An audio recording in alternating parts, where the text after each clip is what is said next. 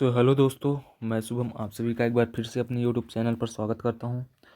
दोस्तों, आज अपन मैथ के कुछ इंपॉर्टेंट मिक्स क्वेश्चन करेंगे। आई होप आप लोग का जो सिलेबस होगा कंप्लीट कर लिया होगा, आप लोगों ने कंसेप्ट कहीं से कहीं पढ़ लिया होगा। दोस्तों, जो ये हमारा सेट है प्रैक्टिस सेट नंबर 1 है, जिसमें कि मिक्स्ड क्वेश्चन रहेंगे। लगभग मैं 15 से 16 क्वेश्चन इसमें इंक्लूड किया हूँ। दोस्तों, ये बहुत ही इंपॉर्टेंट क्वेश्चन रहेंगे आपके लिए, तो आप वीडियो पर लास्ट तक ज़रूर बने रहें। अगर आप नए हो चैनल पर तो चैनल को सब्सक्राइब जरूर कर देना और वीडियो को लाइक कर देना और कमेंट करना कि आपको वीडियो कैसी लगी। तो चलिए स्टार्ट करते हैं। और अगर आपको कुछ चीज़ नई सीखने को मिलती है, अगर आप लगता है कि इसे मैं अगर हमें रिवीजन करने में सही हो लगता है, अगर कुछ कॉन्सेप्ट हो गया, कुछ फार्मूले हैं, तो आप उन्हें नोट डाउन भी करते चलिएगा, जिससे आपको रिवीजन करने में हेल्प मिल सके एग्ज़ाम के टाइम में। तो चलिए बिना देरी किए हुए स्टार्ट करते हैं आज का पहला क्वेश्चन। दोस्तों, हिंदी और इंग्लिश दोनों में क्वेश्चन है। आप अगर हिंदी में पढ़ना चाहते हैं तो हिंदी में पढ़ के सॉल्व करें, और इंग्लिश में है तो आप बाकी मैं एक ही लैंग्वेज में आपको क्वेश्चन पढ़ के सुनाऊंगा। अगर आप पहले वीडियो को अच्छे से क्वेश्चन सॉल्व करना चाहते हैं तो पहले वीडियो को पॉज करें, पहले क्वेश्चन सॉल्व करें, फिर इसके बाद वीडियो को देखें। तो चलिए स्टार्ट करते हैं। जैसा कि हमारा पहला क्वेश्चन है पाइप और टंकी का है। आई होप आप लोगों ने कंसेप्ट क्लियर पढ़ लिया होगा। बाकी मैं प्रैक्टिस कराऊंगा, उसके साथ ही जहां मेरे को लगेगा कंसेप्ट बताने का वहां मैं कंसेप्ट भी बताते चलूँगा, तो आपके दोनों क्लियर हो जाएंगे, प्रैक्टिस भी होगी और कंसेप्ट भी क्लियर होंगे। तो फर्स्ट क्वेश्चन है कि पाइप ए और बी एक टंकी को क्रमशः 12 और 18 घंटे में भर सकते हैं, जबकि पाइप सी पूरी भरी हुई टंकी को 8 घंटे में खाली कर सकता है। यदि पाइप ए और बी को 4/1/2 घंटे के लिए खोल दिया जाता है और फिर बंद कर दिया जाता है, और पाइप सी को अकेले टंकी को कितने जो पाइप सी है तो अकेले कितने टाइम में जो है तो खाली करेगा। तो दोस्तों, इस प्रकार के क्वेश्चन जो है तो कई बार एग्जाम में पूछ लिए जाते हैं। जैसे कि इनका हमें क्या दिया गया है कि इनका आवर दिया है, ए कितना टाइम लेती है 12 घंटे में, बी कितना टाइम लेती है 18 घंटे में, और ये भर रहे हैं मतलब कुछ काम कर रहे हैं। पर अपन पॉजिटिव चिन्ह देंगे, ये पॉजिटिव काम कर रहे हैं, और सी जो है तो खाली कर रही है टंकी की, तो इसको हम माइनस, क्योंकि खाली कर रही है टंकी, कम कर रही है पानी को, इसलिए इन पर हम माइनस देंगे। और सी को कितना टाइम लग रहा है दोस्तों 8।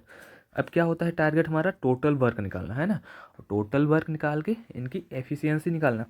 अब टोटल वर्क कैसे निकालेंगे, इनका हम क्या कर लेंगे, एलसीएम ले लेंगे। जो दी गई नंबर है 12, 18 और 8, इनका आप अगर एलसीएम लोगे तो कितना हो जाएगा दोस्तों, 72 हो जाएगा। बाकी आपको एलसीएम कैसे लेना है, आपको बड़ी नंबर पकड़ना है। जैसे यहाँ पर 18 है ना, और 18 के बाद फिर देखोगे यहाँ पर जैसे कि फिर 12 में जो होता है कि 18 में क्या होता है 2 × 9 होता है, और 12 में क्या होता है 2 × 6 होता है, और 2 तो चला गया इसमें है ना, 2 इसमें भी आ गया, और क्या हो गया 8 भी आ गया, मतलब कि 8 8 जो है तो 8 को क्या होता है 2 × 9 है, और यहाँ पर 8 में क्या है 2 × 2 × 2 × एक ही 2 कवर हो रहा है, बाकी 4 नहीं हो रहे हैं ना। और तो यहाँ पर कितने से कर देंगे, 4 से मल्टीप्लाई कर देंगे, तो जो 1872 जो होगा आपका एलसीएम हो जाएगा। फिर आपका एफिशिएंसी निकालनी है दोस्तों। और एफिशिएंसी कैसे निकालेंगे, जो अपन का एलसीएम है उसमें से जो दी गई नंबर है उसका डिवाइड करेंगे। जैसे 72 में आप 12 को डिवाइड करोगे, 72 72 डिवाइड बाई 12 करोगे तो कितना आएगा 6। तो आपकी ए की एफिशिएंसी की आ गई 6 पॉजिटिव में आएगी, बी की एफिशिएंसी कितना आएगी 4 आएगी पॉजिटिव में आएगी, और सी की कितनी आएगी 8×9 = 72, और ये निगेटिव में आएगी क्योंकि ये टंकी को खाली कर रही है। फिर क्या बोल रहा है दोस्तों, आगे क्वेश्चन पढ़िए कि बोल रहा है कि ए और बी को 4/1/2, जो ए और बी टंकी को भर रहे हैं उनको कितने टाइम के लिए खोला जा रहा है 4/1/2, मतलब ए और बी को एफिशिएंसी कितनी है 6 4 10, 10 एफिशिएंसी की काम करेंगे, और कितने टाइम के साथ करेंगे 4 दूनी 8 1 9/2 आवर के साथ करेंगे। तो 2 पंचे 10, 9×5 = 45 हो जाएगा। तो ए और बी कितना काम कर रहे हैं 45 टंकी को भर रहे हैं ना, जितना दिया गया टाइम है। पूछ रहा है कि पाइप सी अकेली टंकी को कितने टाइम में खाली करेगा। तो आपको यहाँ सी से 72 में डिवाइड नहीं करना है कि कर देना है इस टोटल वर्क, क्योंकि अगर ए और बी जितना टाइम पे पानी भरेंगे सी उतना ही टाइम में खाली करेगा ना। तो जितना ए और बी ने काम किया है 45 किया है, और सी की एफिशिएंसी कितनी है 9, तो 9 के साथ काम करेगा तो कितना टाइम लगेगा 5 आवर। क्या हो जाएगा 5 आपका आंसर हो जाएगा, क्योंकि जब जितनी टंकी भरी रहेगी उतना ही तो खाली करना पड़ेगा ना। तो टंकी कितनी भरी हुई है 45 भरी हुई है, तो खाली भी इतना ही करना पड़ेगा। तो आई होप आप लोग को समझ में आ गया होगा। चलिए नेक्स्ट क्वेश्चन बात करते हैं दोस्तों कि दो संख्याएं हैं 2:3 के अनुपात में है, इनके लघुत्तम समावर्तक और महत्तम समावर्तक यानी एलसीएम और एचसीएफ का मल्टीप्लाई दिया है 7350 है ना। Two numbers are in the ratio 2:3, the product of their LCM and HCF is 7350। The difference between the two number, जो ये टू नंबर हैं इनके बीच का डिफरेंस कितना है। सो दोस्तों आपको एक फार्मूला पता होगा एलसीएम और एचसीएफ, अगर आप लोगों ने पढ़ा होगा कि इनका फार्मूला क्या होता है। अगर दो नंबर दिए हैं तो दो नंबर्स का गुणनफल यानी कि first number into second number equal to LCM into HCF, यानी कि first number into second number, जो दो नंबर दिए रहेंगे उनका प्रोडक्ट, और जो एलसीएम और एचसीएफ का प्रोडक्ट होता है वो क्या होता है इक्वल होता है। ये फार्मूला है और इसी फार्मूले में आपको वैल्यू पुट करनी है। टू नंबर है 2 और रेशियो 3, तो मान लेते हैं कि दो नंबर क्या है इनको 2x, कितना है दोस्तों 2x और 3x है, 3x है, कितना हो जाएगा 2x into 3x equal to, और एलसीएम और एचसीएफ का मल्टीप्लाई कितना दिया दोस्तों 7350 दिया है 7350। अब इसको सॉल्व करोगे 2×3=6 और x करोगे तो 6x² हो जाएगा। आई होप ये आप लोग को फार्मूला पता होगा, तो आप इसे नोट डाउन भी कर सकते हो अगर आप लोग को मालूम नहीं हो। तो यहाँ सॉल्व करोगे तो क्या होगा 6x² इक्वल टू इसको 37350 करोगे। अब x² तो रहेगा ही, इसको 6 के साथ क्या कर दोगे डिवाइड कर दोगे तो कितना हो जाएगा 6×6 6 दूनी 12 6 दूनी 12 और 6×5 30, यानी कि कितना हो जाएगा दोस्तों 1225 हो गया। 1225 का स्क्वायर रूट करोगे तो किसका हो जाएगा 35 का। 35 एक्स की वैल्यू कितनी आ गई दोस्तों 35, एक्स बराबर 35। और पूछा है कि दोनों संख्याओं के बीच का अंतर कितना है। दोनों संख्या हमने क्या ली है 2x और 3x, और इनके बीच का अंतर गैप कितना है x ही है ना, और x की वैल्यू ही पता आ गई, तो x बराबर 35 ही करेक्ट आंसर होगा। अगर आपको पूछा होगा कि दोनों संख्याएं कितनी हैं तो 2x यानी 70 और 35 इंटू 3 कर देते तो जो आता वही आपका आंसर हो जाता। तो आई होप आप लोग को ये चीज़ भी समझ में आ गई होगी। चलिए नेक्स्ट क्वेश्चन भी आपका एलसीएम और एचसीएम का है, जिससे दोस्तों आपके पेपर में 2 नंबर के क्वेश्चन आने के चांसेस हैं एलसीएम और एचसीएम के। So very very important topic है, इसे आप ज़रूर पढ़िएगा, बाकी मैं प्रैक्टिस करा दूंगा। और अगर वीडियो अच्छी लग रही हो तो वीडियो को लाइक ज़रूर कर देना और कमेंट में बताना कि आपको वीडियो कैसी लगी। तो चलिए क्वेश्चन पढ़िए कि दो धनात्मक संख्याओं के एलसीएम और एचसीएफ का योगफल दिया है ना। दो धनात्मक कोई पॉजिटिव नंबर है, the sum and the difference of the LCM and HCF up to positive number are 148 and 140 है ना respectively. If one number is 16 then the other number is, एक नंबर आपको दी है दूसरी नंबर फाइंड आउट करना है। सो दोस्तों अगर एलसीएम और एचसीएफ में कोई भी क्वेश्चन पूछे, ऐसा क्वेश्चन आए कि दो नंबर हमें फाइंड आउट करना है तो हमेशा क्या करना कि जो फर्स्ट नंबर है उसको मान लेना HX और सेकंड नंबर को हमेशा क्या मान लेना HY। अगर कभी भी एलसीएम और एचसीएम में क्या करें दो नंबर्स का अगर ऐसा क्वेश्चन है तो आपको क्या मानना है कि पहली नंबर आपको क्या मानना है HX मानना है और सेकंड नंबर क्या मानना है HY मानना है। ये दो नंबर हो गई। अब इनका अगर आप एलसीएम लोगे दोनों का तो एलसीएम कितना हो जाएगा दोस्तों, एलसीएम क्या हो जाएगा HXY हो जाएगा। एलसीएम क्या होता है HXY हो जाएगा। कैसे हो जाएगा, जैसे XY तो अलग अलग है, जैसे अगर आप जैसे कोई 2×3 और 2×5 है, तो अगर आपको बोलूँ मैं इसका एलसीएम लो तो क्या होगा, ये तो कॉमन हो गया तो इसको तो एक ही बार लेंगे है ना, और फिर जो अलग अलग है तो उसको तो अलग अलग दिखते हैं, ऐसे ही लेते हैं ना एलसीएम। सो इसी प्रकार आपको लेना है। तो इसी प्रकार इसमें भी क्या है एस तो कॉमन हो गया तो एस तो एक ही बार लिखा जाएगा और एक्स वाई अलग अलग है, तो एलसीएम HXY हो गया। अगर पूछूँ एचसीएफ कितना हो जाएगा, एचसीएफ कितना हो जाएगा दोस्तों, एचसीएफ यानी जो दोनों नंबर में कॉमन हो, तो दोनों नंबर में कॉमन क्या है H है, तो H क्या हो जाएगा एचसीएफ। तो ये हमारा एलसीएम भी आ गया और एचसीएफ भी आ गया। चलिए क्वेश्चन क्या बोल रहा है उसको देखते हैं कि इनका जो योगफल है एलसीएम और एचसीएफ का योगफल means H X Y plus H equal to कितना दिया है दोस्तों 148 दिया है। और इनका जो डिफरेंस है इन दोनों का H X Y minus H equal to कितना दिया है 140 दिया है।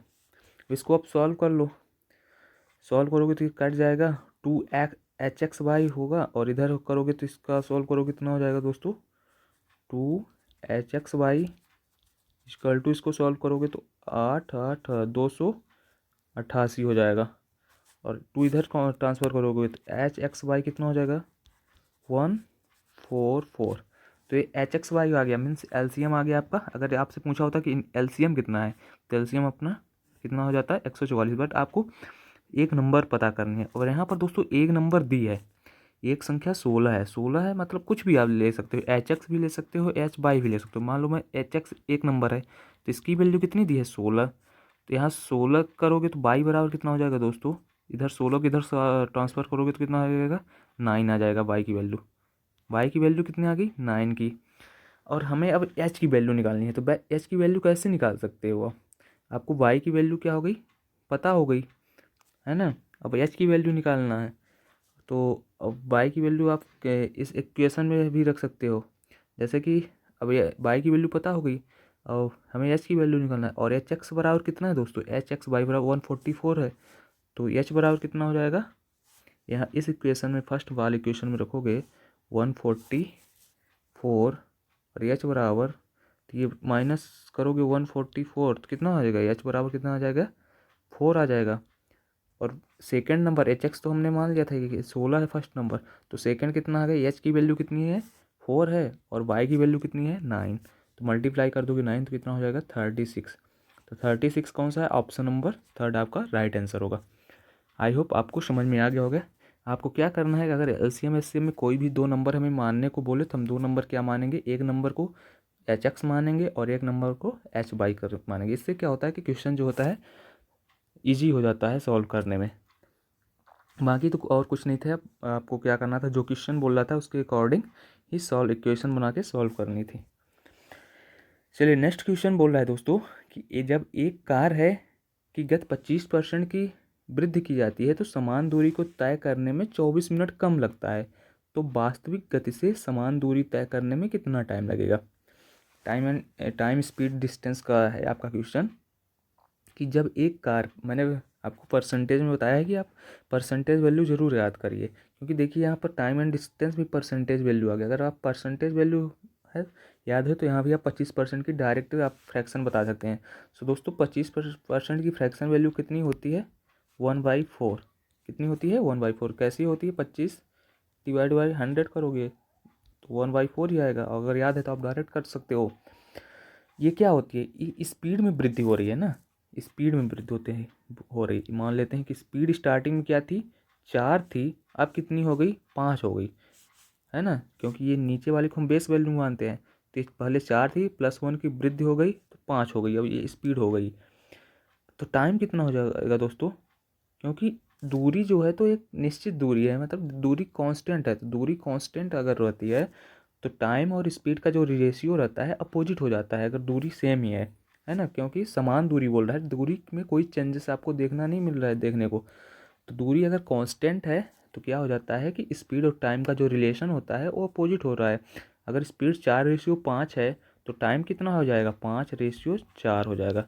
पहले टाइम कितना लगता था 5, अब कितना लग रहा है 4, एक कम लग रहा है, एक कम लग रहा है। और क्वेश्चन के अकॉर्डिंग कितना लग रहा है 24 मिनट कम लग रहे हैं। मीन्स एक की वैल्यू कितनी है 24 और आपको बोल रहा है कि स्टार्टिंग टाइम कितना था 5 था। तो इंटू कर दोगे 5 तो कितना हो जाएगा 120 मिनट। 24 × 5 = 120 मिनट। और आपको यहाँ मिनट में क्वेश्चन नहीं दिया है, आवर में दिया है। तो 120 मिनट का मतलब क्या होगा 2 आवर्स। तो 2 आवर्स आपका ऑप्शन नंबर 4 राइट आंसर होगा। चलिए नेक्स्ट क्वेश्चन बात करते हैं कि ए और बी एक कार्य को क्रमशः 12 और 18 दिन में पूरा कर सकते हैं, ठीक है। फिर इन्होंने 4 दिनों तक एक साथ कार्य किया जिसके बाद बी को सी से बदल दिया गया और शेष कार्य ए और सी द्वारा अगले 4 दिनों में पूरा किया गया।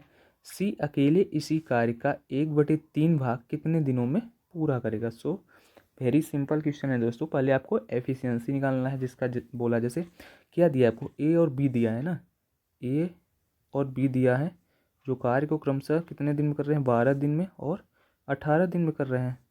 अब आपको इनका क्या करना है, टोटल वर्क निकालना है। टोटल वर्क कैसे निकालेंगे, इन दोनों का एलसीएम लेंगे। 12 18 का एलसीएम लोगे तो कितना हो जाएगा, 36। एफिशिएंसी क्या होगी इसकी, 12 3 36 और 18 दूनो 36, 3 और 2 क्या हो गई, एफिशिएंसी हो गई। ठीक है, फिर बोल रहा है दोस्तों कि इन्होंने 4 दिनों तक एक साथ किया। ए और बी 4 दिनों के साथ काम कर, एक दिन में 3 ए काम करता है, बी कितना काम करता है, 2। मीन्स टोटल 5 काम करते हैं एक दिन में, और 4 दिनों तक काम किए तो 5 चौको 20 काम हो चुका है। आपका 20 काम हो चुका है, रिमेनिंग कितना बचा है दोस्तों, आपका 16 काम बचा है, रिमेनिंग बचा है। अब बोल रहा है कि जो बी था ना, बी को सी के साथ बदल दिया गया था। अब बी काम नहीं करेगा, अब ये काम नहीं करेगा, अब सी करेगा, इसकी जगह पर आ गया। और सी की आपको एफिशिएंसी फाइंड आउट करना है दोस्तों। सी को एफिशिएंसी नहीं दिया है। क्या बोला है कि शेष कार्य को ए और सी द्वारा अगले 4 दिनों में कंप्लीट कर लिया जाता है। 4 दिनों में 16 काम जो है तो कंप्लीट कर दिया जाता है। अब एफिशिएंसी कैसे बता, जैसे ए की एफिशिएंसी पता है 3 है, और 3 के साथ अगर ये 4 दिन काम ए और सी कर रहे हैं ना दोस्तों, तो ए और सी कितने दिन में कर रहे हैं, 4 दिन में। ए की पता है तो ए कितना काम करेगा, 3 एफिशिएंसी के साथ 4 काम करेगा तो 12 काम करेगा। और करना कितना था, 16 करना था। तो 16 में से 12 हो गया और 4 बचा काम, तो ये 4 कौन किया होगा, सी किया होगा ना। और 4 किया है काम, और कितने दिन में किया है, 4 दिन में। और काम डिवाइड बाय जो वर्क है और टाइम जितना लग रहा है उससे डिवाइड करोगे तो वही तो एफिशिएंसी होगी। तो कितना आ जाएगी, सी की एफिशिएंसी कितनी आ गई, 1 आ गई। आई होप आपको समझ में आ गया होगा कैसे हमने इसको फाइंड आउट किया है। सी की एफिशिएंसी हमारा टारगेट था निकालना। फिर बोला है कि सी अकेले इसी कार्य का, सी जो है तो इसी कार्य का 1/3 भाग करना है। टोटल काम कितना था, 36। 36 का 1/3 करोगे तो कितना हो जाएगा, 12 काम हो जाएगा। और 12 काम सी करेगा, एक इसकी एफिशिएंसी 1 है, 1 एफिशिएंसी के साथ करेगा तो कितना टाइम लगेगा, 12 दिन ही तो लगेगा। तो 12 डेज की कौन सा ऑप्शन है, ऑप्शन नंबर सेकेंड आपका राइट आंसर होगा। चलिए नेक्स्ट क्वेश्चन देखते हैं कि दो वस्तुओं के सीपी और दो वस्तुओं के क्रय मूल्य, जो सीपी का रेशियो दिया है 4:5, पहली वस्तु को 10% के लाभ पर और दूसरी वस्तु को 20% के लाभ पर बेचने पर उनके जो विक्रय मूल्य मीन्स एसपी में जो डिफरेंस है, डिफरेंस कितना है, 480 रुपये का है। तो दोनों वस्तुओं के क्रय मूल्य का योगफल कितना होगा। ये दोस्तों क्वेश्चन आपको आते ही होंगे। अगर पहले आप वीडियो को पॉज करें, पहले क्वेश्चन करें, फिर आगे वीडियो को चालू करें। तो इस प्रकार के क्वेश्चन को कैसे करना है चलिए देख लेते हैं। दो वस्तुएं हैं फर्स्ट और सेकंड, उनके सीपी का रेशियो कितना है, 4:5 है। ये क्या है, सीपी का रेशियो है दोस्तों। अगर इनका परसेंटेज 4-5 का निकालोगे तो क्या हो जाएगा कि इनमें डेसिमल में आंसर आने लगेगा। सो आप इसको अपने अनुसार एडजस्ट कर सकते हो। मीन्स आप इनके आगे एक जीरो लगा दो, कोई दिक्कत नहीं होगी, क्योंकि रेशियो में है, रेशियो में वैल्यू फिर से 0 0 काट दोगे तो वही चेंजेस होगा। तो हमने इनके साथ कोई छेड़खानी नहीं की है, आंसर आपका सेम आएगा। अब पहली वस्तु को 10% के लाभ पर बेचा रहा है। अगर 40 का 10% निकालोगे तो कितना हो जाएगा दोस्तों, 10% निकालोगे तो 4 हो जाएगा। तो एस पी कितना हो जाएगा, 44 हो जाएगा। कितना हो जाएगा, 44। और 50 का अगर 20% निकालोगे तो 50 का 20% मीन्स 1/5 करोगे तो कितना हो जाएगा, 5 दाम 50। तो 10 क्या हो गया, प्रॉफिट हो गया। और सीपी में प्रॉफिट जोड़ोगे वही तो एसपी आता है। तो 60 क्या हो गया आपका, एसपी हो गया। फिर बोल रहा है कि इनके एसपी का अंतर 480 रुपये है।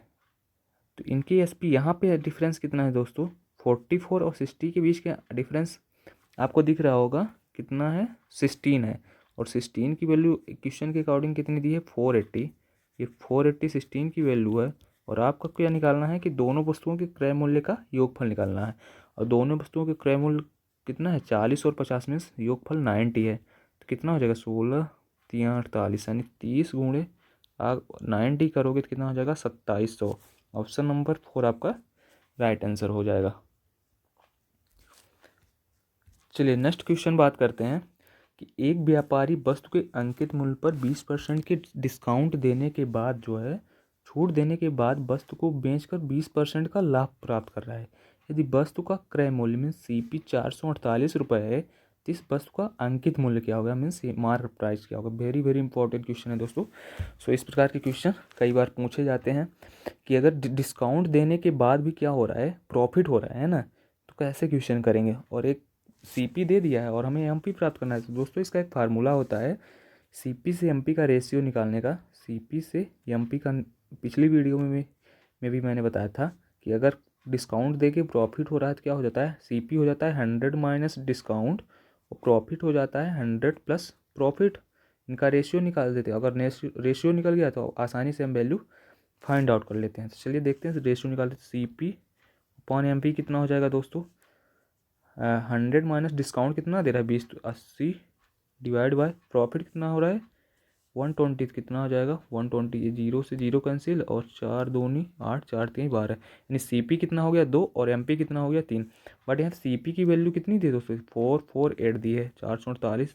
ये CP की वैल्यू मतलब 2 की वैल्यू है और आपको निकालनी किसकी है, 3 की। 3 टू कर दो आप 3, इसको मल्टीप्लाई कर लो, 2 दूनी 4, 2 दूनी 4, 2 चौको 8, 224 इंटू 3 करोगे मतलब 4 3 12।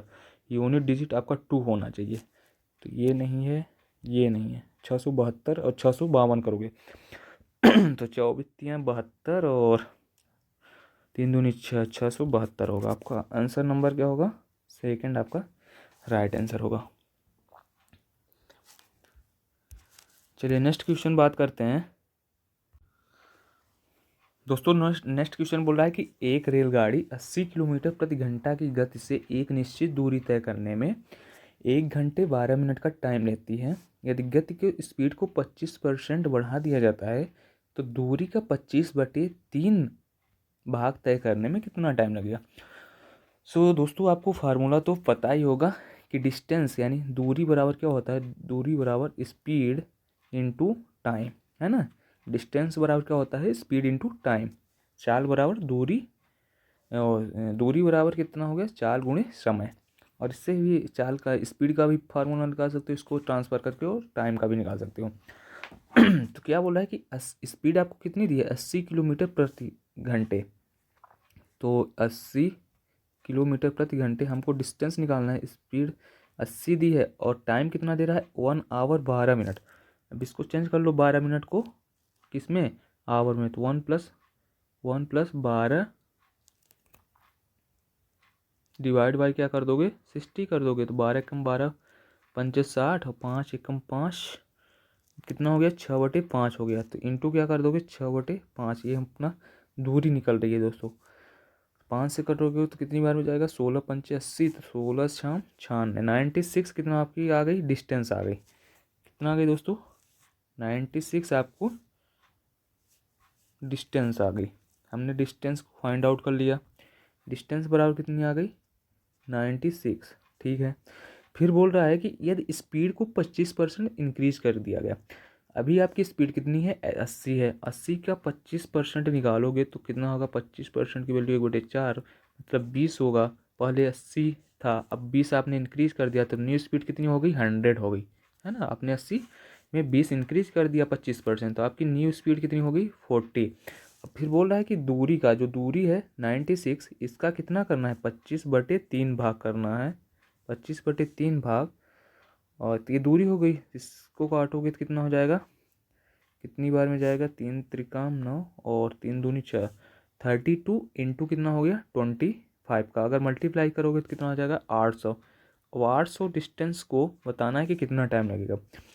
टाइम निकालना है तो टाइम बराबर क्या हो जाएगा, जितनी दूरी है और स्पीड से मल्टीप्लाई डिवाइड कर दोगे। स्पीड कितनी है 100 है, तो कितनी बार में 2 जीरो से 2 जीरो कैंसिल, बचा क्या 8, तो 8 घंटे लगेंगे। ऑप्शन नंबर आपका फर्स्ट राइट हो जाएगा।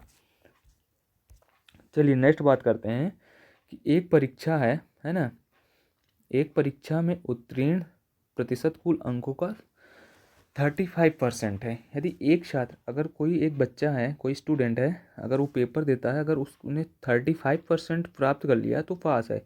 एक छात्र 390 अंक प्राप्त करता है और 65 अंकों से अनुत्तीर्ण हो जाता है, फेल हो जाता है, तो परीक्षा के कुल कितने अंक होने चाहिए, टोटल कितने नंबर का पेपर था। सो दोस्तों क्या बोल रहा है कि अगर वो 35% प्राप्त करता तो पास हो जाता, बट 390 प्राप्त किया है ना, और 65 अंकों से फेल हो जाता है।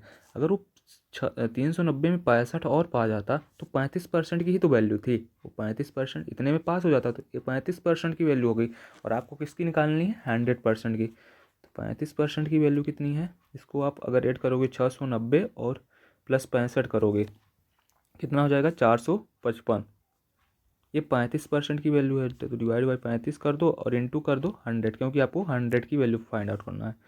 इसको आप काट दो सीधे, 5 से काट दो आप, चाहे 5 सत्ते 35 और 5 से इसको काटोगे तो कितना हो जाएगा, 5 नवा 45, 5 एकम 5, फिर काट दो 7 से 13 से, 13 इंटू 100 करोगे तो 1300। ऑप्शन नंबर 4 आपका राइट होगा।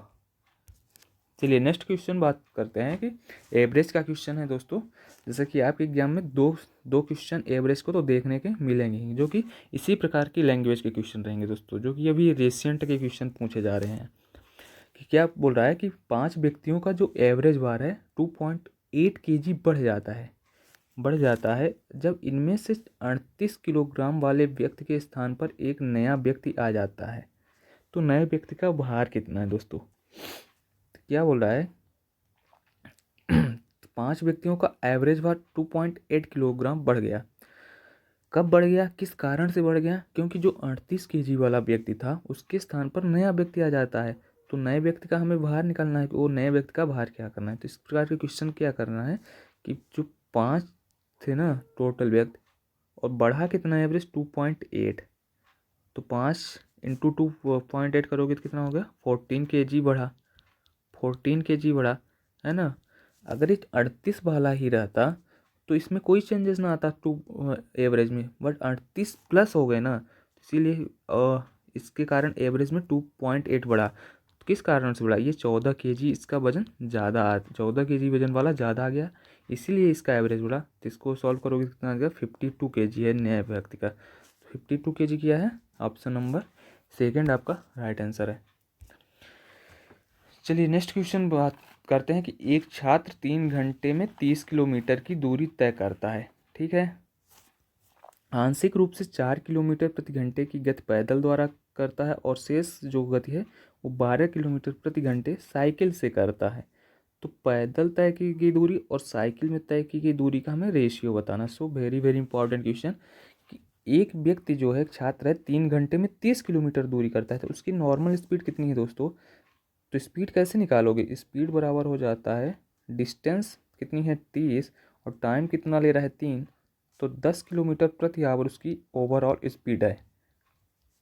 फिर बोल रहा है कि आंशिक रूप से 4 किलोमीटर प्रति घंटे से पैदल जा रहा है, पैदल को मैंने पी से लिखी, पी पैदल से 4 किलोमीटर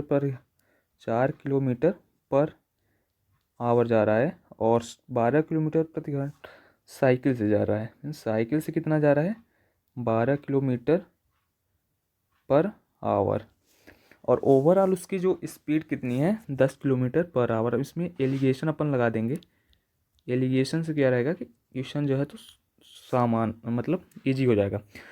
सो दोस्तों एलिगेशन लगाने के बाद आपको क्या करना पड़ता है कि इनमें डिफरेंस लेना पड़ता है, और यहाँ पर इनका डिफरेंस 10 और 12 का डिफरेंस कितना है 2 है, और 10 और 4 का डिफरेंस कितना है 6 है। दोस्तों ये सबसे इम्पोर्टेंट बात है कि यहाँ पर ये रेशियो किस चीज़ का आया। सो यहाँ पर जो रेशियो आया है वो टाइम का आया है। क्यों आया है, जो कि किलोमीटर पर आवर जो डिवाइड, मैंने प्रॉफिट और लॉस में आपको बताया था, जैसे परसेंटेज रहता था, ऐसे यहाँ पर परसेंटेज था, तो वहाँ पर किसका रेशियो आता था, यहाँ पर सीपी का आता था, क्योंकि परसेंटेज वैल्यू में क्या रहता था, डिवाइड में सीपी रहता था, और यहाँ पर क्या है किलोमीटर पर आवर दिया है, आवर दिया है, तो इसलिए ये रेशियो किसका आएगा, टाइम का। अगर टाइम का रेशियो पूछा होता तो हम बता सकते थे 2:6 है, यानी कि इसको अगर आप काटोगे तो कितनी बार कटेगा 1 से 3, 1:3 बता सकते थे। बट यहाँ पर आपको क्या पूछा है कि डिस्टेंस की रेशियो बताना है। अब डिस्टेंस क्या होता है, स्पीड इंटू टाइम, टाइम का रेशियो पता चल गया है 1 और 3 है, और स्पीड भी दी है 4 और 12 है ना, ये पैदल और साइकिल की स्पीड है। तो टाइम के साथ मल्टीप्लाई कर लो तो दूरी का पता चल जाएगा। तो इनके साथ मल्टीप्लाई करोगे तो 4 और 12 × 3 करोगे तो 36। तो 4:36 अभी दिख नहीं रहा है, मतलब ये कैंसिल होगा। 1:9। 1:9 कौन सा है? ऑप्शन नंबर 4 आपका राइट आंसर होगा। तो दोस्तों अगर इस प्रकार के क्वेश्चन आए तो आप ऐसे एलिगेशन से कर सकते हो सिंपल वे पर। अगर वीडियो अच्छी लग रही हो दोस्तों तो वीडियो को लाइक ज़रूर कर देना और कमेंट में बताना कि आपको वीडियो कैसी लगी। अगर आप ऐसे ही सीरीज आगे पाना चाहते हैं, मतलब हर एक मिक्स क्वेश्चन, हर एक टॉपिक के मिक्स क्वेश्चन की अगर सीरीज चाहते हैं तो मैं आप कमेंट करके ज़रूर बताना। फिर नेक्स्ट क्वेश्चन बोल रहा है कि वह सबसे छोटी संख्या कौन सी है जिसे 8, 9 और 10 से विभाजित करने पर प्रत्येक स्थिति में क्या बचे? 1 शेष फल बचे। तो which is the smallest number? Smallest number means LCM होता है ना। एलसीएम को क्या बोलते हैं? एलसीएम क्या होती है? लिस्ट कॉमन मल्टीपल जो नंबर होती है, एलसीएम को फुल फॉर्म क्या होता है? सबसे छोटी संख्या वो बोलती है एलसीएम। लिस्ट कॉमन जो मल्टीपल होता है उसे एलसीएम होते हैं, मतलब इनका एलसीएम लेना है। और अगर पूछा होता हाईएस्ट नंबर, बड़ी संख्या पूछा होता तो हम इसका एचसीएफ करते। तो वह सबसे छोटी संख्या क्या है कि जो 8, 9, 10 से तो विभाजित करने पर प्रत्येक स्थिति में एक शेषफल बचे। पहले अगर इस प्रकार के क्वेश्चन आ जाए तो पहले आपको क्या करना है कि पहले हमें ये निकालना है कि 8, 9, 10 से विभाजित होने वाली संख्या क्या है। अगर 8, 9 अगर ये तीनों से विभाजित करना है तो हमें क्या कर लेना है? इनका एलसीएम ले लेना है। अगर 8, 9, 10 का अगर आप एलसीएम लेने जाओगे तो कितना हो जाएगा? 10 इसमें बड़ी संख्या है तो मैंने 10 को ले लिया। इंटू 10 में तो 3 आता ही नहीं, तो 9 तो ऑलरेडी इंक्लूड हो जाएगा। इंटू 8 में क्या आता है? 10 में क्या है? 2 × 5 है। और इसमें क्या आता है? 2 × 2 × 2। एक 2 कैंसिल हो गया, बचा कितना? 2 2, तो कितना हो गया? 4। तो 10 नाम 90 और 90 × 4 करोगे तो 360। आपका क्या हो गया? ये एलसीएम हो गया। ये नंबर जो है था ये तीनों से भी विभाजित होगा। आप इनमें डिवाइड करोगे, 8 से भी डिवाइड करोगे तो कैंसिल हो जाएगा, 9 से भी डिवाइड करोगे तो कैंसिल होगा, और 10 से भी डिवाइड करोगे तो ये अपना एलसीएम होगा। बट ये पूछा है कि उसमें एक रिमाइंडर बचे, हमें एक रिमाइंडर, इसमें तो पूरा नंबर डिवाइड हो जा रहा है। अगर एक रिमाइंडर पूछे तो प्लस एक जोड़ दो, और क्या, सिंपल सी बात है। 361 आपका राइट। अगर 361 में नंबर का डिवाइड करोगे तो ये नंबर में एक हमेशा क्या बच जाएगा? रिमाइंडर बच जाएगा। सो ऐसे ही आपको अगर यहाँ पर पूछा था 5 रिमाइंडर बचे तो मैं 5 से क्या कर देता? प्लस कर देता है ना। तो पहले आपको क्या करना है कि पूरा निकालना है कि टोटल नंबर जो दी गई नंबर है उनमें से कौन सी नंबर पूरी तरह से डिवाइड होगी। तो पूरी तरह से डिवाइड नंबर के लिए आपको क्या करना है? एलसीएम लेना है, और एलसीएम आप तो ले ही सकते हो। चलिए नेक्स्ट क्वेश्चन बात करते हैं कि एक गणित की परीक्षा में 30 स्टूडेंटों द्वारा प्राप्त एवरेज अंक 100 में से 76 हैं। गलती से एक छात्र के अंक 65 के बजाय 56 और दूसरे छात्र के अंक 48 के बजाय 84 लिख गए, तो सही एवरेज क्या है? दोस्तों एक क्वेश्चन इसको दोस्तों सॉल्व करने, इस प्रकार के क्वेश्चन दोस्तों इस बार कई बार, जैसे मेरे एग्जाम में जो था मैंने दिया था उसमें भी पूछा गया था इस प्रकार का एक क्वेश्चन। तो ये क्वेश्चन आजकल हर एक एग्जाम में पूछ रहे हैं, चाहे आप एसएससी जीडी का पेपर देख लो, एमटीएस का देख लो, सीएचएसएल का देख लो, कितने कोई भी एग्जाम हो, इस प्रकार के क्वेश्चन आजकल ट्रेंडिंग है क्वेश्चन। सो दोस्तों इनके क्वेश्चन आपको अच्छी तरह से ऐसे क्वेश्चन की प्रैक्टिस करना है। क्या बोल रहा है कि एक क्वेश्चन का एक वे होता है, अगर आप इसे शॉर्ट में निकालना मतलब लॉन्ग में निकालना चाहोगे तो क्या करोगे? सिंपल में यानी बेसिक से करोगे तो क्या हो जाएगा? गणित की परीक्षा में 30 छात्रों द्वारा प्राप्त औसत अंक 100 में से कितना? 76 है। तो एवरेज क्या होता है दोस्तों? अगर एवरेज बराबर क्या हो जाता है? टोटल नंबर इनटू कितने? टोटल नंबर जैसे है क्या होता है, जैसे मैं किसी को एवरेज निकालना है, जैसे 1 2 3 कोई 10 तक नंबर है तो इनका टोटल सम कर लेंगे और डिवाइड बाई जितने नंबर रहेंगे उतना हम कर देंगे तो वो एवरेज निकल जाता है। तो अगर इनका सम निकालना है, जैसे टोटल नंबर का क्या निकालना है? सम निकालना है। तो सम कैसे करेंगे? 30 × 76 जो एवरेज दिया रहेगा इसको अगर मल्टीप्लाई कर देंगे तो वो क्या हो जाता है? सम हो जाता है। एक प्रकार ऐसे निकाल सकते हो, पहले इसका सम निकाल लो, सम निकालने के बजाय फिर इन दोनों नंबर को जोड़ो, फिर इन दोनों नंबर को जोड़ो, फिर जो डिफरेंस आए इन दोनों के बीच में इसमें माइनस कर दो, और माइनस करने के बाद जो नंबर बचे उसमें से 30 का डिवाइड कर दो, क्योंकि हमें एवरेज निकालना है। एवरेज तो जितने दिए गए छात्र हैं, संख्या हैं, उससे डिवाइड करोगे तभी एवरेज निकल गया। एक तो तरीका ये हो गया, और दूसरा तरीका ये है दोस्तों कि ये सब आप करने की ज़रूरत नहीं। आपको मेन एवरेज कितना दिया है? अभी 76 दिया है। फिर बोल रहा है कि सही संख्या आप लिख सकते हो सही, और गलत क्या हो गया? रॉन्ग। सही हमें लिखना था 65, बट हमने गलती से क्या लिख दिया, 56 लिख दिया। सेकंड में हमें लिखना था 48 और हमने यहाँ क्या लिख दिया, 84। इनको आप ऐड करोगे तो कितना हो जाएगा, 8 5 13, 6 4 10 1 13, 113। इसको करोगे तो कितना हो जाएगा, 6 4 10, 8 5 13 14, 140। हमें होना चाहिए सही तरीके से 113 होना चाहिए एवरेज में, है ना। बट हो कितना रहा है दोस्तों, 140 में ज़्यादा हो रहा है ना। और कितना ज़्यादा हो रहा है, 113 होना चाहिए, 140 होना है, बट 140 हो रहा है। तो कितना, 27 ज़्यादा। इसमें माइनस करोगे तो 27 ज़्यादा हो रहा है। अब इसमें एवरेज में आपको जो दिया गया एवरेज है 76 में 27 नहीं माइनस करना है, क्योंकि ये एवरेज है 76। और यहाँ पर क्या दिए हैं, नंबर्स दिए गए हैं ना, ये एवरेज नहीं है। तो यहाँ भी इसका भी आपको एवरेज फाइंड आउट करना है, एवरेज ही माइनस करना है। तो माइनस करना है एवरेज, तो एवरेज कैसे करेंगे, 27। और कितने हैं टोटल, 30। ये 27 किन में माइनस होगा, 30 जो स्टूडेंट है उन सब में माइनस होगा। तो डिवाइड बाय कर क्या कर देंगे, 30। इसको आप करोगे तो 0.39 मतलब 0.9 जो है, तो 76 में माइनस करोगे तो 0.9 माइनस करोगे तो क्या हो जाएगा, 75.1 जो है तो आपका राइट आंसर हो जाएगा। सो दोस्तों आई होप आपको ये समझ में आ गया। आपको ऐसे ही करना है ताकि आपका क्वेश्चन जो है तो जल्दी इस तरीके से हो जाए। चलिए नेक्स्ट क्वेश्चन बात करते हैं दोस्तों कि 21 मीटर त्रिज्या वाले एक वृत्ताकार पार्क का एक चक्कर वर्गाकार पार्क के बराबर है। तो वर्गाकार पार्क की भुजा की, ये मेंसुरेशन का क्वेश्चन है दोस्तों। एक आध क्वेश्चन आपके मेंसुरेशन के भी आने के चांसेस है। क्या बोल रहा है कि एक वृत्ताकार पार्क का एक चक्कर। दोस्तों जैसे ये वृत्ताकार कोई पार्क हो गया है ना, अगर आपने यहाँ से चलना स्टार्ट किया, यहाँ से चलना स्टार्ट किया, आप फिर यहाँ पर आ गए, एक चक्कर हो गया। और किसी चीज़ का अगर आप एक चक्कर लगा रहे हैं तो वही क्या होती है, उस चीज़ की परिध होती है, मतलब पेरीमीटर होती है, परिमाप, है ना, जिसको बोलते हैं परिध, है ना, परिमाप, यही होती है आपकी पेरीमीटर। तो यहाँ पर बोल रहा है कि वृत्ताकार पार्क का परिमाण, तो वृत्त का पेरीमीटर कितना होता है दोस्तों, 2πr, है ना। वृत्त का परिमाप 2πr होता है और एरिया क्या होता है, πr²। वर्गाकार पार्क जो स्क्वायर होता है, ये वर्गाकार है मतलब स्क्वायर है, स्क्वायर के पार्क के बराबर है। स्क्वायर का क्या पेरीमीटर होता है, 4a, 4 इंटू साइड, और एरिया क्या होता है, a² होता है, इक्वल है। आपको क्या बताना है, वर्गाकार पार्क की भुजा की लंबाई, मतलब आपको ए की वैल्यू फाइंड आउट करना है। कुछ नहीं, आपको वैल्यू लिखना है, 2 इंटू पाई की वैल्यू कितनी दी है, 22/7, 20, आर की रेडियस कितनी है, 21 बराबर 4 है। अब आप ए की वैल्यू निकालना है तो 4 को इधर ट्रांसफ़र कर दो, तो यह आएगा तो 4 डिवाइड में हो जाएगा, तो ये कैंसिल कर दो, 7 से 3 बार में जाएगा, 4 से 2 से काटे तो 11, फिर 2 से काटे तो कितनी बार, ये कैंसिल हो गया, 2 से 2 तो 11 गुणे 3 करोगे तो 33 मीटर आपका राइट आंसर होगा। तो 33 मीटर ऑप्शन नंबर 4 आपका राइट आंसर होगा।